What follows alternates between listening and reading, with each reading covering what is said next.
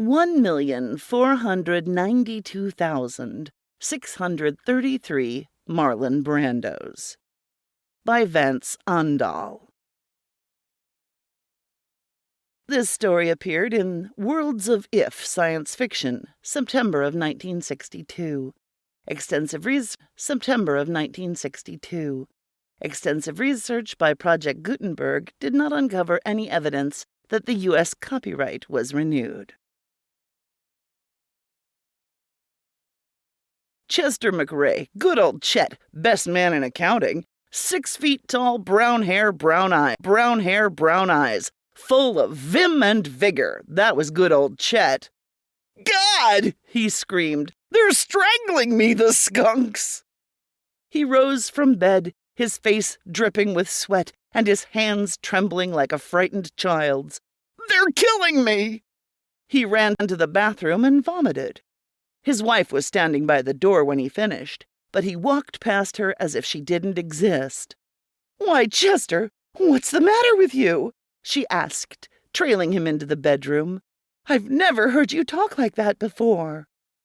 For a moment she stood watching him in numb silence. For goodness sake, Chester, why are you getting dressed at 3 o'clock in the morning? None of your business, he mumbled, setting a firm upper lip and gazing at her with lizard-cold Marlon Brando eyes. He picked up his tie, laughed at it with careless ease, and threw it across the room. See you around, baby, he hissed, zipping up his trousers and walking past her. Chester McRae, where are you going at this time of night? You've got to go to work tomorrow.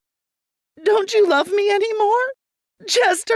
But her words echoed emptily through Chester McRae's pleasant little suburban home. Chester was no longer present. Bartholomew Oliver, good old Barth, best man on a duck hunt since the guy who invented shotguns. 5'10", weak chin, gambler's mustache. Good man with small-town girls, too. Hey, Thelma, he said, you know what I think? Go to sleep.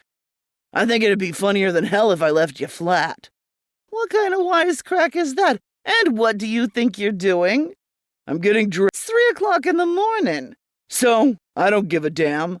You'll come back, you drunken louse. He laughed softly and smiled at her in the darkness with ice-white Marlon Brando teeth. Then he was gone. Oswald Williams, good old Ozzy, best man in the whole philosophy department. 5'2", 107 pounds, milky eyes. Wrote an outstanding paper on the inherent fallacies of logical positivism.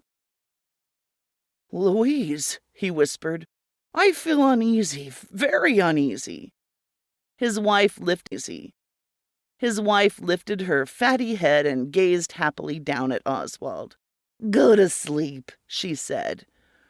If you'll excuse me, I think that I shall take a walk. But Oswald, it's 3 o'clock in the morning. Don't be irrational, he whispered. If I want, I shall take a walk. Well, I don't think you ought to, or you might catch a cold. He rose and dressed, donning a t-shirt and tweed trousers. With snake-swift Marlon Brando hands, he tossed his plaid scarf in her face. Excuse me, Louise, he whispered, but I gotta make it. Then, laughing softly, he strode from the room. At 3 o'clock in the morning, even a large city is quiet and dark and almost dead. The city twitches in its sleep. Occasionally it rolls over or mutters to itself, but only rarely is its slumber shattered by a scream. Johnny! Hey, Johnny! Cries Chester McRae, his eyes as dull and poisonous as 2 tiny toads. Let's make it, man, let's split, whispers Bartholomew Oliver, one finger brushing his nose like a rattler nosing a dead mouse. I don't make no move without my boys, says Oswald Williams, his hands curled like scorpion tails. Together they walk down the street, moving with slow insolence, their lips curled in snarls or slack with indifference, their eyes glittering with hidden hatreds. But they are not alone in the city. The college boys are coming in their dirty jeans and beer-stained T-shirts. So, too, are the lawyers, in dusty jackets and leather pants. So come the doctors and the businessmen on stolen motorcycles. The bricklayers and gas station attendants, the beatniks and dope pushers, the bankers and life-saving instructors, the butchers, the bakers, the candlestick makers. They are all coming, flocking into the city for reasons not their own, wandering in 2s and 3s and 20s, all of them sullen and quiet, all of them shuffling beneath darkly hued clouds of ill intent, all of them proud and deadly and virile, filling the streets by the thousands now, turning the streets into flesh. "Hey, Johnny," says Chester, "let's cool this dump." "Man, let's make it with the skirts," says Bartholomew. "I don't see no skirts," says Chester. "You pig," snarls Ozzy.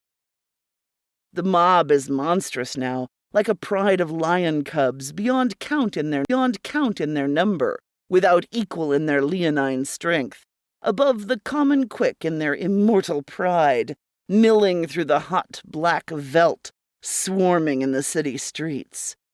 Millions of them, more than the eye can see or the mind can bear. It seems that no man sleeps, that every male in the great city must walk tonight. "Johnny," says Chester, "I don't dig no chicks on the turf." "E. coli, what a drag," whispers Bartholomew. "You goddamn logical positivist," snarls Ozzy. An uneasy sound ripples through the mob, like the angry hiss of an injured ego, moving from street to street and swelling upward in a sudden angry roar. They want their women, the dance-hall girls, the young waitresses, the nowhere chicks in $5 dresses, the Spanish girls with eyes as dark as the Spanish night. And then, as though by accident, one man looks up at the starry sky and sees her standing on a balcony far above them, 20 stories above them, up where the wind can blow her hair and billow her blue dress like an orchid of the night. She laughs gently, without fear, gazing down at the mindless mob of rebels. They laugh, too, just as gently, their quiet eyes crawling over the sight of her body far above. "That's my chick," whispers Chester. "Cool it, Daddy," says Bartholomew, slipping into a pair of dark glasses and touching his lips with the tip of his tongue. "That skirt is private property." "You boys may walk and talk," says Ozzy, "but you don't play. You don't play with Rio's girl." Suddenly, angry words and clenched fists erupt from the proud, quiet millions that flood the streets. Suddenly a roar like the roar of lions rises up and buffets the girl in blue, the girl on the balcony. She laughs again, for she knows that they are fighting for her. A figure appears on the balcony next to the girl. The figure is a man, and he too is dressed in blue. Suddenly, just as suddenly as it began, the fighting ceases. "My God," whispers Chester, his cheeks gone pale. "What am I doing out here?" "Maybe I got the DTs," whispers Bartholomew, "but maybe I don't." He sits down on the curb and rubs his head in disbelief. Oswald does not speak. His shame is the greatest. He slinks into the darkness of an alley, and briefly wishes for an overcoat. The pride of lion cubs has been routed, and now they scatter, each one scrambling for his private den of security, each one lost in a wild and nameless fear. In 2s and 3s and 20s, they rush their homes, their wives, their endless lives. Far above, in the apartment with the balcony, a man in blue is chiding a girl in blue. "That was scarcely reasonable, Dorothy." But, Daddy, you promised to let me have them for the entire night. The entire night. Yes, but I wasn't really going to let them hurt themselves. Really, I wasn't. But, Dorothy, you know these things can get out of hand. Oh, but, Daddy, you know how I adore strong, quiet, proud men. Rebellious men like Marlon. Yes, and you adore order and peace. There shall be no more riots. And tomorrow our little puppets shall go back to their dull lives, as you so wittily put it, and everything shall be as I wish. 3 hours later, Chester McRae arose at the sound of the dressed in a stupor and stumbled into his kitchen for breakfast. My goodness, Chester, said his wife, who had already arisen. You look grouchier than usual.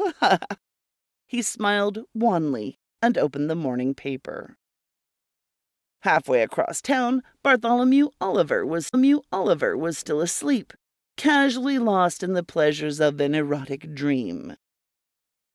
But Professor Oswald Williams, his tiny jaw unshaven, and his eager eyes shone